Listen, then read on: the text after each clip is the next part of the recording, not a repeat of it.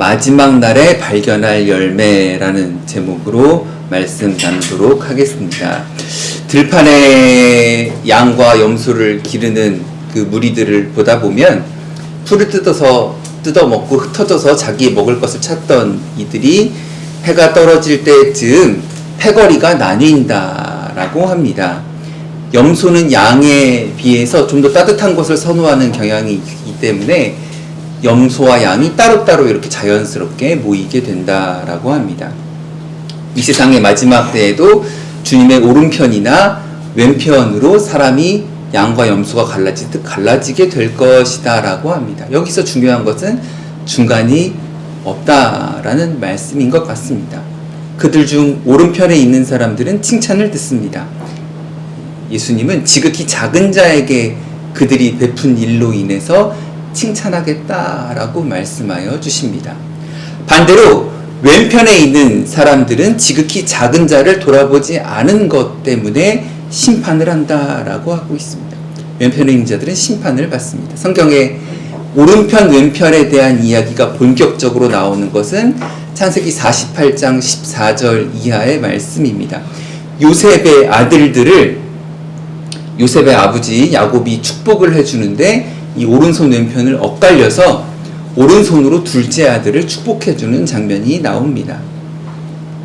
에베소서 1장 20절에는 그 구원받은 자들 예수님께서 예수님의 오른편에 앉히시겠다라는 이야기가 나옵니다. 그래서 우리는 자칫 오른편과 왼편에 대해 어떤 기준을 정할 수 있는데 이것을 우리에게 알기 쉽게 설명하기 위해 중간이 없고 어느 한쪽으로 갈라지게 된다라는 것을 하는 이야기지, 이 오른쪽, 왼쪽, 오른손이 더 중요한 손, 왼손이 덜 중요한 손, 왼손잡이는 좀 나쁜 사람들이라는 이야기를 하려는 것이 아니라는 오해를 좀 풀어야 할 것 같습니다.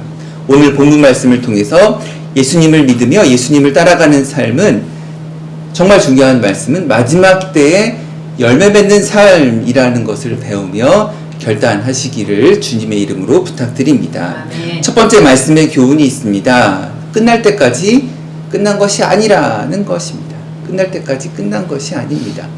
종말의 순간, 최후의 순간까지 줄인 자에게 먹이고 나그네를 영접해야 한다라는 것입니다. 오늘 말씀해 보니까 마지막 때는 마치 이와 같아서 심판받는 자들과 복받는 자들이 있는데, 상받는 자들이 있는데, 상받는 자들이 저 왜 상받는지 모르겠는데요, 네가 나를 먹이고 입히고 재워주었다라고 하니까 상받는 자들이 또 물어보는 거죠. 아니요, 그런 적 없는데요, 내가 언제 주님을 먹이고 재우고 입혔나요? 라고 하니까 네가 지극히 작은 자에게 한 것이 곧 나에게 한 것이다 라고 말씀해 주는 거예요. 또 벌받는 자에게도 무시무시한 형벌을 내릴 때 네가 나를 줄이게 했고 옷을 안 입혔고 재우지 않았다 라고 하니까 아닌데요, 제가 주님을 언제 굶주리게 했나요? 안 입혔나요? 라고 하니까 지극히 작은 자에게 하지 아니한 것이 곧 나에게 안 한 것과 같다라고 말씀해 주시는 것입니다. 우리는 우리의 선행으로 예수님의 제자임을 세상에 드러내야 합니다. 게다가 예수님은 이렇게 작은 자에게 선행하는 것이 중요하다라고 매우 크게 강조를 해주신 것입니다. 세상 누구나 마지막 그 심판대에 서게 될 것이라는 것을 기억해야 합니다. 마지막이라는 것이 누구나에게 다 적용되는 것처럼 심판도 누구나에게 동일하게 적용됩니다. 우리는 길을 갈 때 목적지를 확실히 안다면 잘못된 방향으로 선택하지 않게 됩니다. 예수님 말씀에 의하면 하나님이 원하시지 않는 일을 하는 자는 영벌에, 또 의인들은 영생에 들어가게 되는 것을 알 수 있습니다. 결국 예비된 하나님의 나라를 상속받게 될 것을 기대해야 합니다. 끝날 때까지, 마지막 때까지 그것을 바라보고 기대하시기 바랍니다. 아멘. 끝날 때까지, 마지막 때까지 주님의 뜻을 더 배우고 알고 실천하겠노라 결단하셨으면 좋겠습니다. 두 번째 말씀의 교훈이 있습니다. 한번 따라해 주십시오. 자기도 모르는 사이에 선행을 합니다. 한 번 더, 자기도 모르는 사이에 선행을 합니다.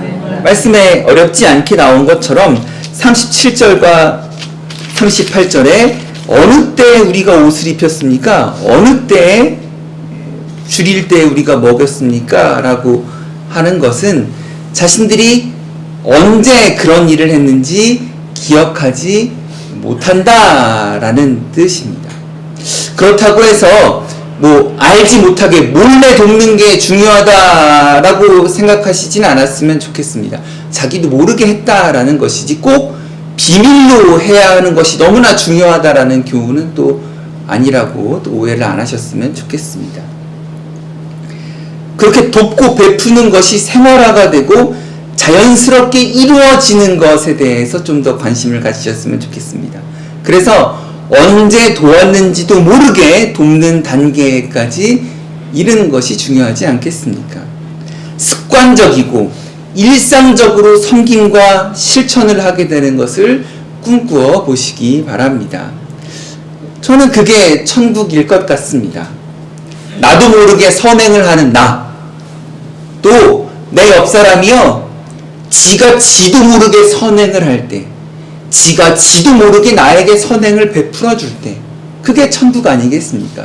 내가 나도 모르게 선행을 베풀고 내 옆사람이 지가 지도 모르게 선행을 베풀어서 내가 그 선행에 좋은 영향을 입게 될 때에 그것이 천국 아니겠습니까? 좌우 앞뒤 두 분 이상에게 인사하시겠습니다. 당신 덕분에 천국을 느낍니다. 당신 덕분에 천국을 느낍니다. 당신 덕분에 천국을 느낍니다. 저는 여러분에게, 여러분은 저에게, 여러분 덕분에 천국을 느낍니다. 목사님 덕분에 천국을 느낍니다. 네. 우리는 마지막 때가 언제 올지 알 수 없습니다.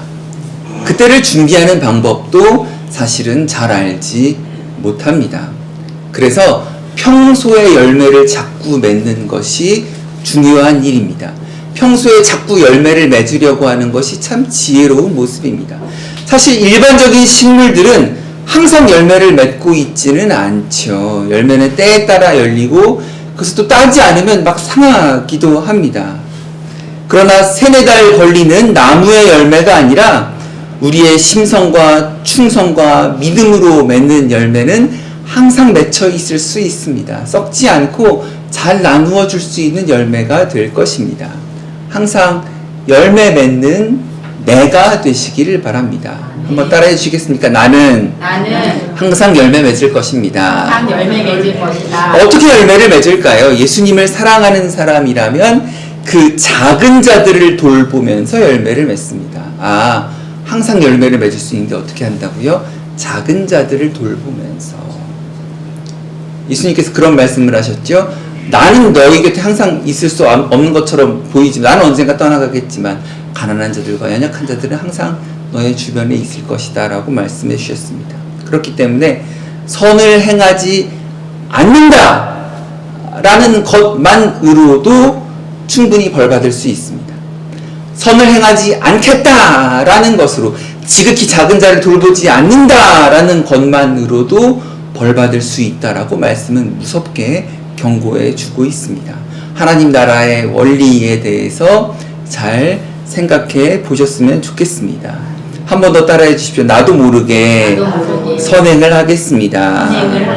세 번째 말씀의 교훈이 있습니다. 우리의 열매 맺는 것을 도와주시는 분이 있습니다.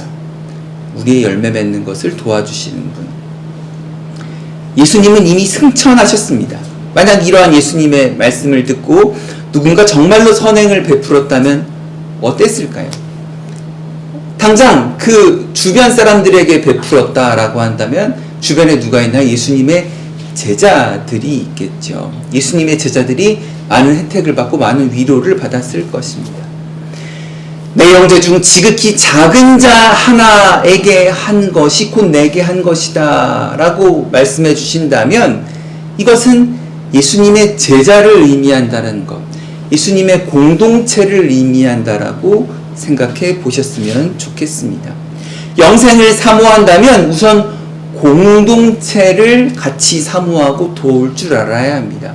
우리 공동체 안에서 돌봐야 할 사람을 찾아보아야 합니다. 가까울수록 이런저런 판단을 하고 공동체라는 말 안에서 자꾸 무언가 구분짓고 선을 긋고 나누려고 합니다. 그 선을 긋는 것을 극복하는 데에도 좀 많은 관심을 가져야 합니다. 우리 지난주에 그 어린이 시설 갔다 왔죠. 사실 시설이라고 할 것도 없이 빌라의 작은 집입니다. 집에 가서 아이들이 아이들이 자기들 방에 2층 침대에 있는 모습을 보고 왔습니다. 처음에 시설에 전화했을 때 그 이사님이 그러셨어요. 교회가 어디시냐고. 저희 마포구 망원동에 있는 행복한 순복음교회입니다. 주변에 가까운데 도울 만한 곳을 찾다가 한번 이제 결정된 건 아닌데 죄송하지만 한번 연락드리고 찾아가 보려고 합니다. 라고 했더니 대번에 하시는 말씀이 제가 마포구가 아닌데 괜찮으시겠어요? 서대문구인데 괜찮으시겠어요? 그 말인즉슨 여러 가지 의미로 온갖 차별을 받아오셨다라는 거예요.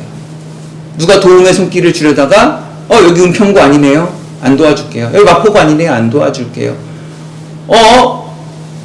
많은 아이들이 있는 시설이 아니네요. 안 도와줄게요.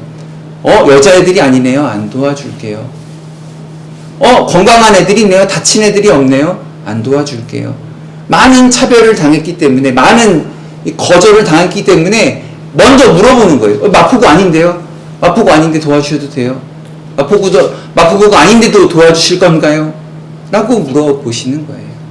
아니, 괜찮다고. 마포구 아니어도 괜찮다고. 그냥 우리가 버스 타고 한 번에 갈 수 있는 정도라서 괜찮을 것 같다라고 말씀을 드렸습니다.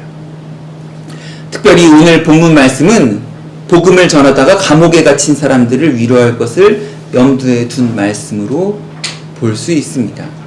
우리는 복음의 소중함을 알고 복음을 전하는 믿음의 형제 자매들을 사랑하고 축복하는 마음을 가져야 합니다. 결국 마지막 때를 준비하는 열매라는 것은 믿음 안에서 출발한다라는 것입니다.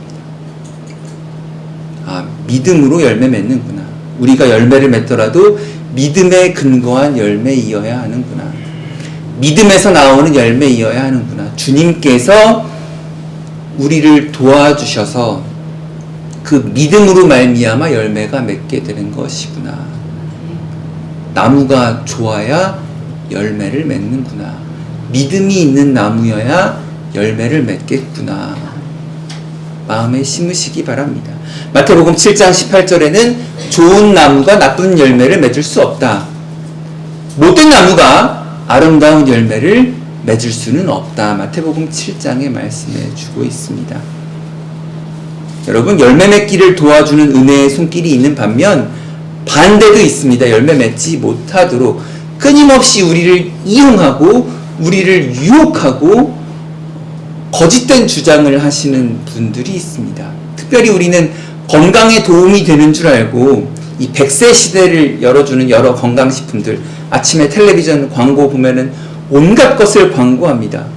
유행에 따라 한동안 다르죠. 건강식품, 건강보조식품, 효소라는 게 한동안 막 이거 없으면 못 사는 것처럼 강조를 하다가 한때는 대한민국 곳곳에, 아니 전 세계에 과일 즙 내는 기계 없으면 못 사는 것처럼 과일 즙을 그렇게 내리고 갈고 부수고 하다가 또 한때는 죽염 안 먹으면 큰일 난다라고, 죽염 먹어야 된다고, 치약도 죽염해라, 음식에도 죽염 넣어라, 볶아라, 삶아라, 지져라, 김치에 넣어라, 국물에 넣어라, 밥에 넣어라, 그렇게 죽염에 대해서 광고를 하더니 또 나중에는 비타민C, 그냥 비타민C 말고 고용량 비타민C 따로 챙겨 먹어라, 나중에 뭐 길게 가는 거는 홍삼 먹어라, 흑삼 먹어라, 또 오메가3 안 먹으면 큰일 난다, 노화돼서 금방 치매 오고 죽는다.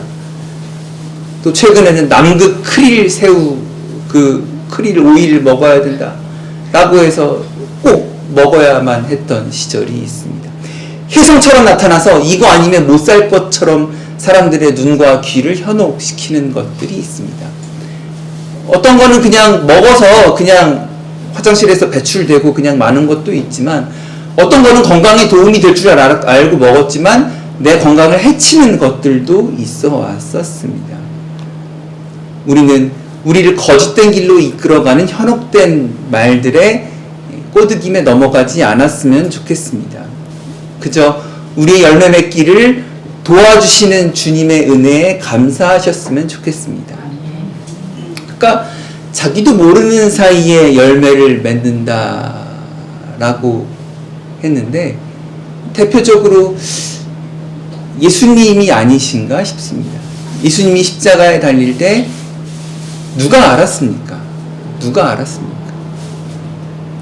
예수님조차도 낙심하고 절망했습니다. 무서운 공포와 무서운 그 자괴감에 빠지셨던 것 같습니다. 나의 하나님, 나의 하나님, 어찌하여 나를 버리셨나이까?